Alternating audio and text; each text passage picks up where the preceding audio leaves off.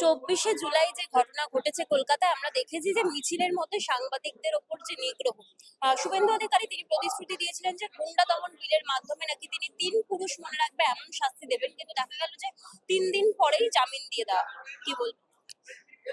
প্রথমে বলি যে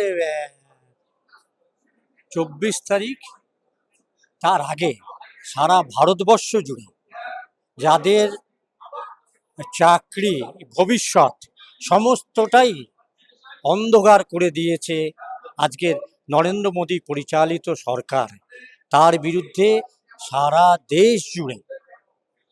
দেশ জুড়ে ছাত্র যুবরা রাস্তায় নেমেছে। যেটা আমাদের স্মরণ করিয়ে দিচ্ছিল 1974 সালে ছাত্র আন্দোলনের কারণে গুজরাটের সরকার সদ্য নির্বাচিত কংগ্রেস সরকারকে পদত্যাগ করতে হয়েছিল। যাই হোক, আজকে সরকারের সৌভাগ্য যে অতদূর যেতে হয়নি,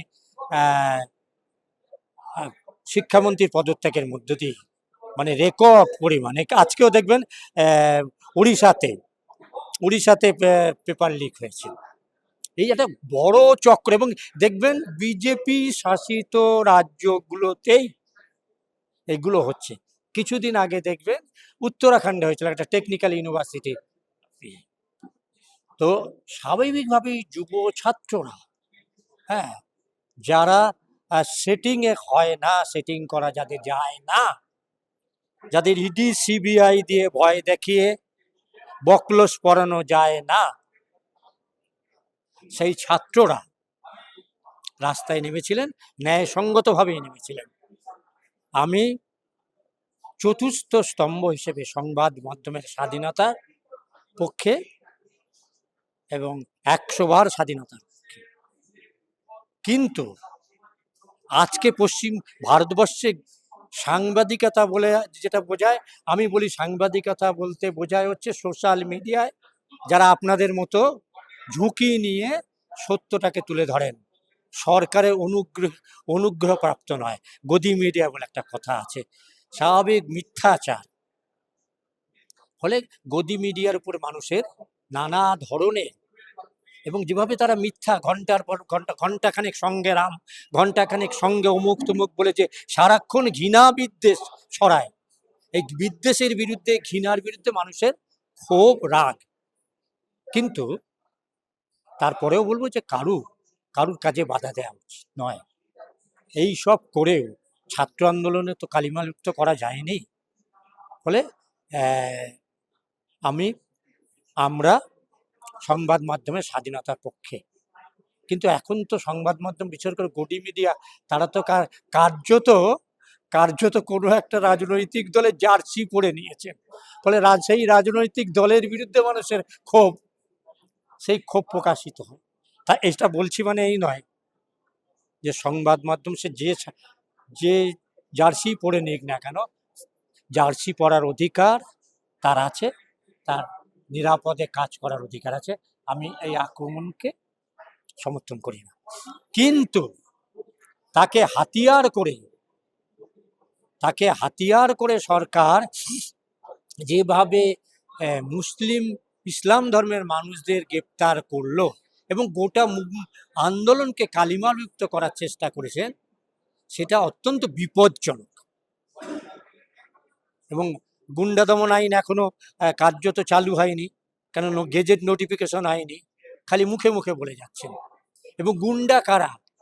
একটা নির্দিষ্ট ধর্মাবলম্বী মানুষ এবং তাদের বসতি অঞ্চলগুলোকে বলছেন। পুলিশ পারে নাকি? যাদের গ্রেপ্তার করেছিল তাদের খালি পায়ে হাঁটানো হচ্ছে, পার সার্কাসে যাদের গ্রেপ্তার করা হয়েছিল তাদের কোমরে দড়ি বেঁধে, পারে নাকি police? Until prove guilty all accused are innocent. আইনের শাসন মানে হচ্ছে যতক্ষণ কেউ আদালত দ্বারা দোষী প্রমাণিত না হচ্ছে ততক্ষণ তিনি নিরপরাধ। এটা হচ্ছে আইনের শাসন। আর শাসকের আইন হচ্ছে 3 পুরুষ। আইনে আছে নাকি? আমি ছোটন দাস, আমার বিরুদ্ধে যদি কোনো অভিযোগ থাকে, আমার ছেলেকে তার জন্য, আমার নাতিকে তার জন্য ধরা যায় নাকি? কোন আইনে আছে? এটা আইনের শাসক নয়, এটা আইনের শাসন নয়, এটা শাসকের আইন।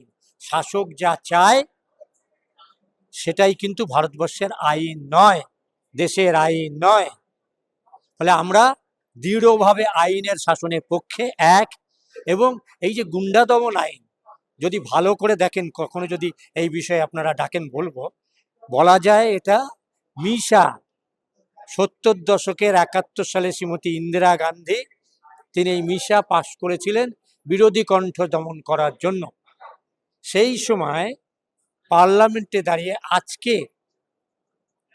আজকে যারা কেন্দ্রে এবং রাজ্যে ক্ষমতাসীন সেই দলের নেতা, জনসংঘের নেতা অটল বিহারী বাজপেয়ী তিনি বলছেন, আপনি দেখে নেবেন শাহ কমিশনের রিপোর্টে আছে, বলছে beginning of the foolish state. মিশা মানে এই ধরনের এক্সট্রা জুডিশিয়াল আইন, মানে এক্সট্রা আইন মানে অতিরিক্ত আইন, মানে হচ্ছে beginning of the police state. আর পুলিশ স্টেট মানে হচ্ছে গণতন্ত্র হত্যা। এবং এর বিরুদ্ধে এই মিশা আইন, যেটা একেবারে কার্বন কপি, প্রায় কার্বন কপি হচ্ছে এই গুন্ডা দমন আইন, যেটা কার্বন কপি, এই বইতে সুজাত ভদ্র দেখিয়েছেন কার্বন কপি।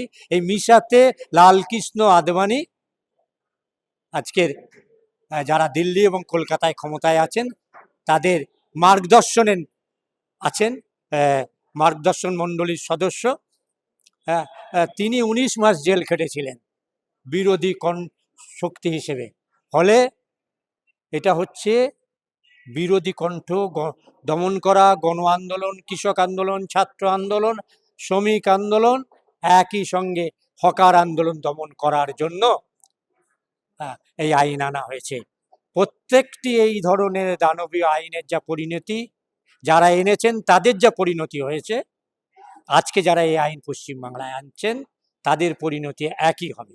এই আইনের বিরুদ্ধে সমস্ত গণতান্ত্রিক শক্তি, সাংবিধানিক শক্তি ধারাবাহিকভাবে লড়াই করে তুলবে।